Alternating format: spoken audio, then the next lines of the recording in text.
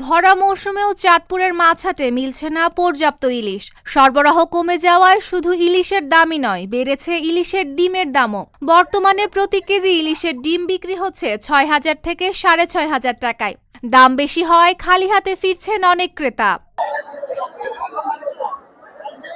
দেশের অন্যতম বৃহৎ ইলিশের পাইকারি বাজার চাঁদপুর বড় স্টেশন মাছঘাটে এবার ইলিশের সরবরাহ কয়েক গুণ কমেছে। ফলে ১০ থেকে ১৫টি নোনা ইলিশের আড়তের মধ্যে এখন চালু রয়েছে মাত্র ২টি। ব্যবসায়ীরা বলছেন মাছ কম আসায় ডিমযুক্ত ইলিশও কম মিলছে। AKS অর্জন করলো গিনেস ওয়ার্ল্ড রেকর্ডস।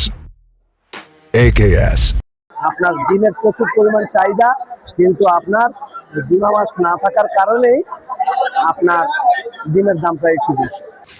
১ মণ ইলিশ কাটলে মাত্র ৫ থেকে ৪ কেজি ডিম পাওয়া যায়। চাহিদার তুলনায় সরবরাহ কম থাকায় ডিমের দাম বেড়ে গেছে। এসব ডিম সংরক্ষণ করে পরে দেশের বিভিন্ন এলাকায় বিক্রি করা হয়।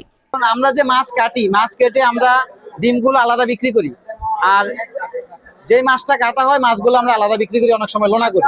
আপনার ডিমের একটা আছে ৫,০০০ থেকে ৫,৫০০ টাকা কেজি, একটা আছে ৬,০০০ টাকা কেজি।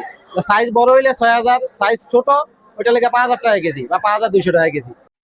ব্যবসায়ীদের আশা, নদীতে ইলিশের সরবরাহ বাড়লে বাজারে ডিমের সংকটও কমবে। ততদিন পর্যন্ত উচ্চ দামেই ইলিশের ডিম কিনতে হবে ক্রেতাদের। Desk report, Dhaka post.